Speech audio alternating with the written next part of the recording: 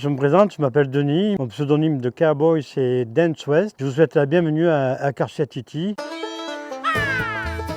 Un bon village western qui se respecte a bien sûr sa banque. Voici un lasso, un vrai lasso de cowboy. Karchatiti, c'est un rêve. Une bonne évasion. J'ai trouvé ma petite Amérique dans le Gers. On essaye de faire vivre notre village du mieux qu'on puisse. Comme je vois un beau poulain devant moi, je suis un peu tenté de l'attraper, quoi. Alors là, on va arriver dans le lieu emblématique du village. Bien sûr, c'est le saloon où on va boire des bons petits coups. Aujourd'hui, vous allez voir un cow-boy un peu propre, ce qui n'est pas toujours le cas. Alors, je vous présente Bud. On est tous des garçons, des petits cow-boys à un moment donné. Pour moi, presque 2 ans, ça continue encore. À environ 1h30 de voiture de Toulouse se cache Karchat City. Dans cette petite ville, créée en 2016 et inspirée d'un western, une dizaine de personnes ont décidé de vivre à la manière des cow-boys. Avec leur association, ils proposent toutes sortes d'animations. Voici Dance West, le shérif du village.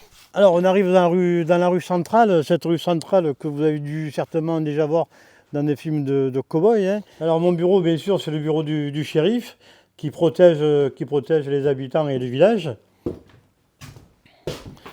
Alors Karchatiti, c'est un village western créé en 2016 dans le Gers, à Aignan plus particulièrement, dans lequel Karchatiti permet d'accueillir et de recevoir du public. Alors chose très importante c'est que nous ne sommes pas un parc d'attractions.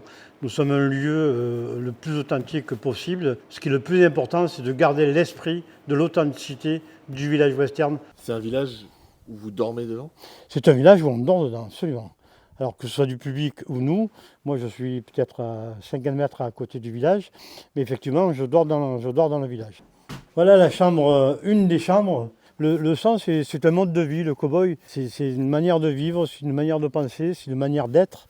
C'est une liberté, c'est des espaces.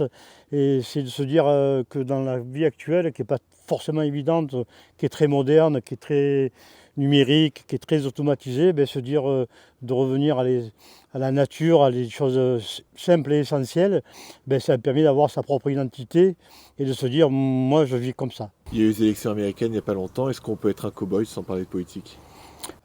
Oui, je pense, parce que le cow-boy tout seul, souvent, donc la politique, elle a sa place, bien entendu, mais le cow-boy, à partir du moment où il a ses chevaux qui ont à boire et à manger, et que le cow-boy a sa bière et son plat d'haricots chaud, il est content. Alors, ce monsieur, c'est Jeff Verac, c'est le fondateur de ce village western qui nous a quittés malheureusement il y a 6 mois maintenant. Ce qui est le plus important, c'est de garder l'esprit de l'authenticité du village western